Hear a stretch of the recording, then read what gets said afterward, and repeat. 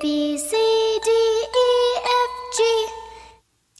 Hello, and welcome to my classroom. My name is Christine Leo, and I would first like to just start out to say thank you. Thank you for this very unique opportunity that I might be able to be considered as a candidate to teach in a classroom in China is more than I could even dream of. So thank you for considering me. I hold both a bachelor's and a master's degree in education, and I have been teaching for over 21 years in some capacity. I have taught in public schools and in private schools. I have even taught in residential programs with students who had some severe problems with behavior or emotional disturbances.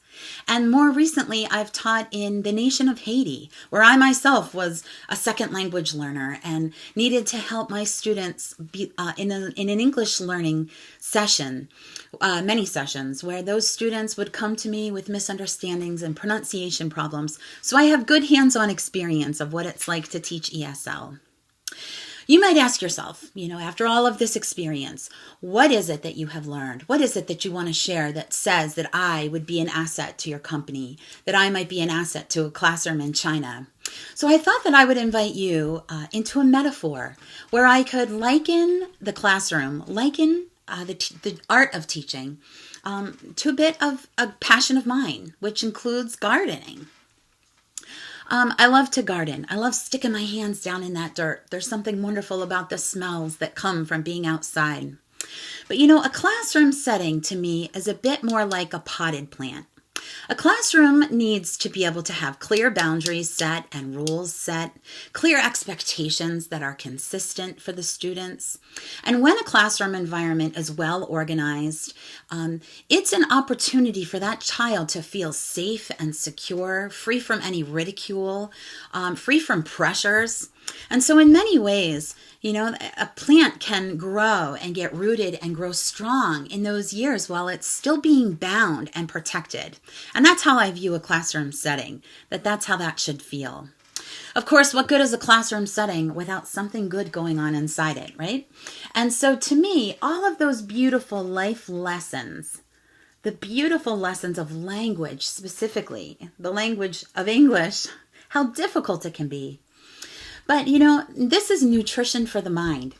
Every gardener knows that their soil needs to be rich and it needs to be prepared. Dry, boring, expressionless is not the kind of soil that we want to have.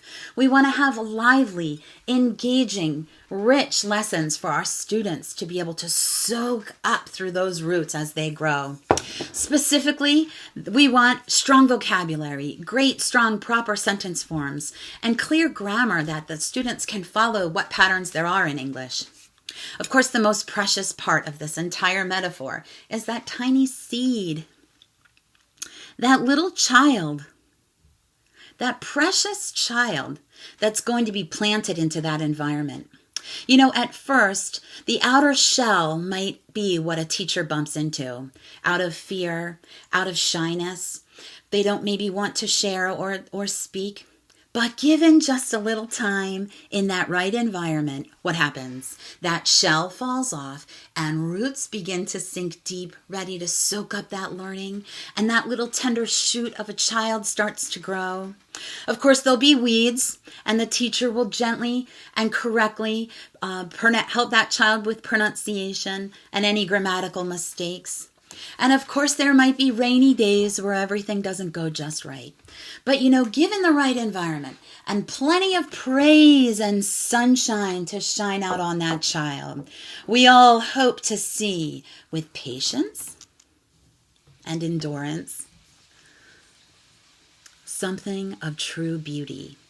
A blossomed child who has been showing skills of confidence, ready to tackle a world with what beauty they can offer in their skills. It's my joy to be the gardener. It's my joy to be teaching.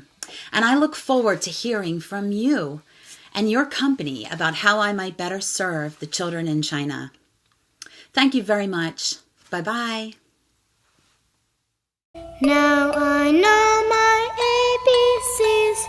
Next time, won't you sing with me?